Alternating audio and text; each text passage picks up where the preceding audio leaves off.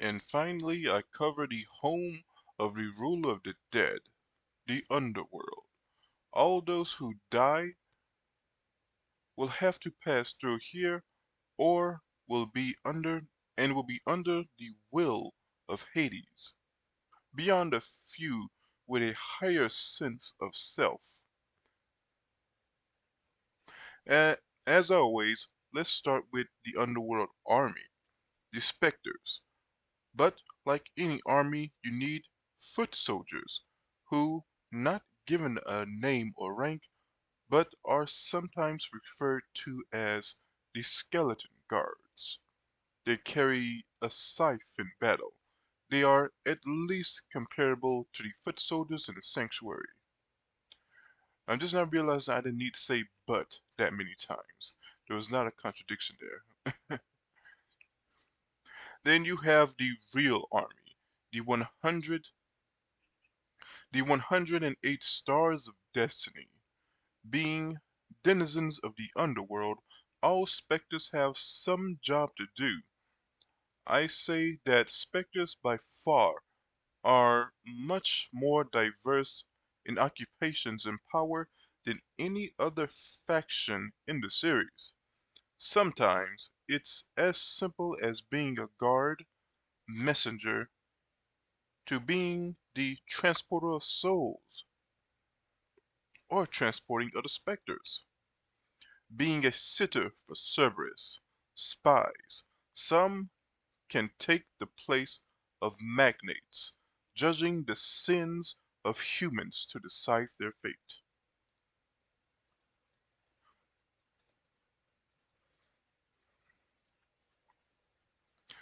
Now, in terms of power, it's hard to be precise, but I would say most specters are easily comparable to Silver Saints. Some specters are shown to be pretty hacks and dangerous. One paralyzed a goat saint and seemingly killed him in one attack. After though, he was ultimately killed in a counterattack.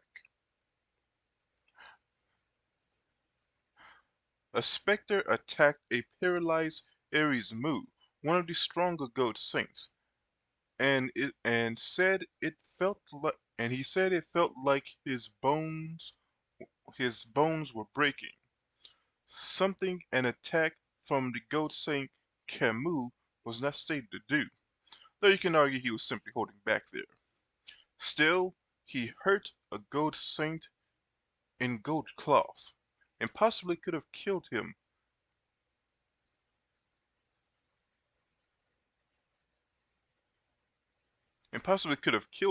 if not stopped, showing a great level of attack potency. In the anime, he would also fight against Seiya fairly evenly from what I remember. Spectres were able to fight two bronze saints who had awakened the seventh sense and recently the eighth sense, even knocking two of them out, though was one shot by Kanan, who saw his move beforehand. Of course you have to, and of course there's Mayu, who was shown to be somewhat comparable to Ares Mu.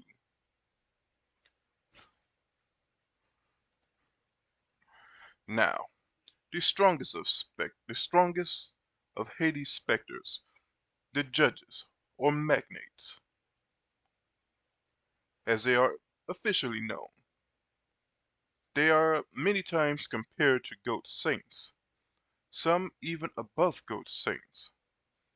The four bronze saints stated Ram the four bronze saints stated that Ramidus was stronger than all four of them combined. And then you have the deadliest of Hades' army, the twin gods, Hyponus, god of sleep, Thanatos, god of death.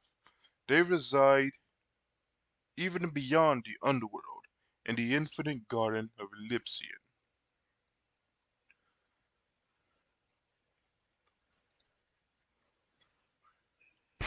The fortress technically the fortress technically the fortress is the base of Hades that goes beyond the underworld.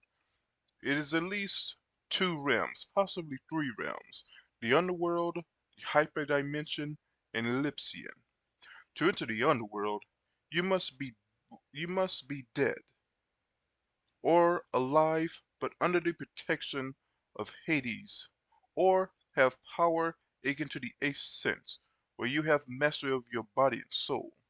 If not, you are under the will of Hades and can die at any time. The underworld is broken into several prisms, as a reference to Dante's Inferno, where humans are punished. These realms and the underworld are infinite in size, and a judge can quickly send you to any of these hells. The hyperdimension is a dimension beyond the underworld, a dimension filled with galaxies, where those not divine or protected by the divines will quickly be destroyed. Ellipsian is where the twin gods and their true bodies are kept. Well, where the twin gods and the true body of Hades is kept. It is also the home of the nymphs and legendary heroes according to mythology. One weakness, however, is that without Hades' will, all worlds are gone. So Hades is basically the true king of the worlds here, of the realms here, even with two other gods nearby. Resources. Specters are of the dead. They do not require what humans need to survive. They never need to leave the underworld. The power they wield is cosmos power that comes from within themselves, or their armor, which can't rust or and doesn't need anything beyond repair.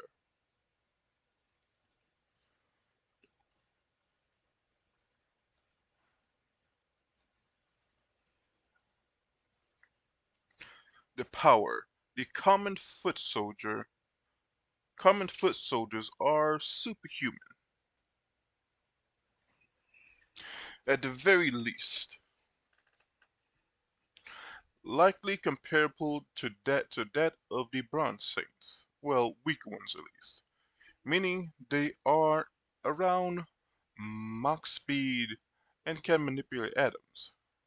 The 108 stars are difficult to place because their power ranges so greatly. I will say that the weakest specters may not be much beyond Silver Saint level, so perhaps they would be country to continent in terms of attack potency. Mid-tier specters can hurt 7th sense users. 7th sense users are at least star level to massively beyond that. The high tier are comparable to the strongest of gold saints. This would be Papalin and the Magnates. They have proved they can fight the strongest of gold saints. Gold saints have statements and feats that put them on a galactic to universal level. One judge techniques creates a dimension filled with stars, and a judge almost killed Kanan, one of the strongest saints, in an attack, though he was at a disadvantage. And then you have the twin gods. They are beyond the power of the gold saints. In a single attack, Thanatos destroyed multiple gold cloths, cloths which have withstood easily universal level attacks throughout history. Thanatos survived the combined might of the legendary saints in golden armor. They should be comparable to when they faced Poseidon, which they were able to survive and hold off attacks from. Thanatos and the Spectres can freely traverse the underworld, an infinite dimension beyond space-time,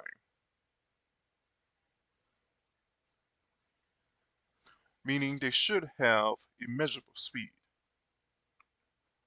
And then you have the fortress. Oops, sorry, I went in wrong order there.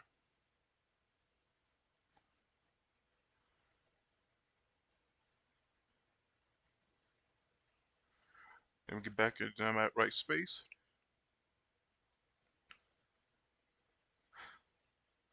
Okay, Thanatos and the Specters can freely traverse the Underworld, an infinite dimension beyond space-time, meaning, meaning they and possibly all Specters are immeasurable. Gods are higher dimensional entities. Gods have ichor, making them immune to a variety of hacks, and of course makes them immortal. Thanatos has a, I say, multiversal range and can attack and cause death to anyone, no matter how far away. And before I forget, the goddess of violent death, Ker, is also under the command of the army of Hades. And then you have Hades' wife, Persephone, who while she hasn't appeared in the series, she is mentioned in Titan and Episode G Assassin. She also appears in the Saint Seiya online game, as well as Saint Seiya Awakening. Her role is very much not made clear, however. So yes, the twin gods at full power are basically I see as Hades' trump card, which brings us to the man himself, Hades. I have gone over the might of gods in SS many times before. A quick refresher for this one is the great god, Hades, has infinite cosmos, has power to maintain two, possibly three, high-dimensional realms which contains other dimensions within themselves, has armor beyond gold cloth, and a sword that if struck by pretty much removes you from existence, or erases you from existence. Now, overall faction efficiency and capabilities. Attack potency. The no-name guards are like like I said, around Bronze Saints level.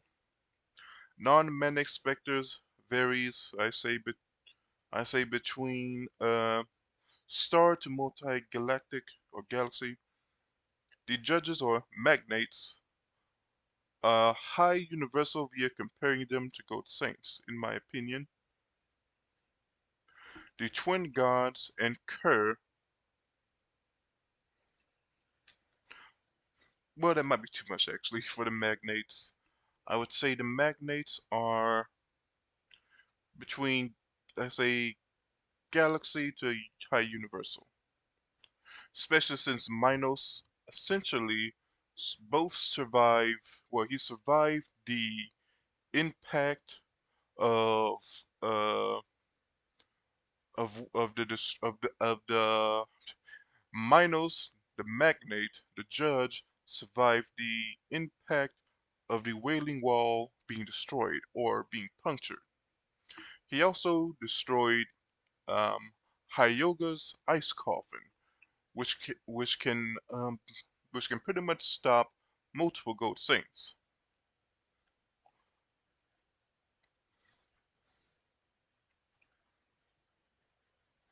And then you have the twin gods in Kerr. They are a bit hard to place. I say low end, high universal, high end, high multiversal. As a god, they are still higher dimensional beings, likely stronger than Poseidon before his peak.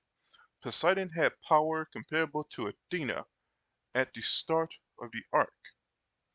After getting stronger, stated to have power that could encompass the universe and was getting hundreds of times more powerful. possibly comparable to Hades' soul that was maintaining the underworld. Hades himself maintaining the underworld and rearranging the solar system. Hades himself and possibly Persephone, Persephone, I look it up later, would be low low complex multiversal via containing the power of what amounts to a higher dimensional universe, comparable to Kronos, who could merge the infinite timelines, past, present, and future. Well, that's a high-end interpretation at least. And possibly all of existence. This civilization would be very difficult to invade and destroy. You need a special ability to not be under the law of Hades' manipulation. The soldiers don't really die and can fight pretty much without resources. Well, they can't die without, of course, fighting. They can be defeated and not resurrect, but they will not perish. So I give this civilization a grade of A. A plus, yes, aside from a somewhat undefined ranking structure, and the soldiers may be too busy with their jobs to always be ready and aware for an enemy. The underworld is pretty much the whole package. But tell me your thoughts, and please like, sub, hit the bell. Later.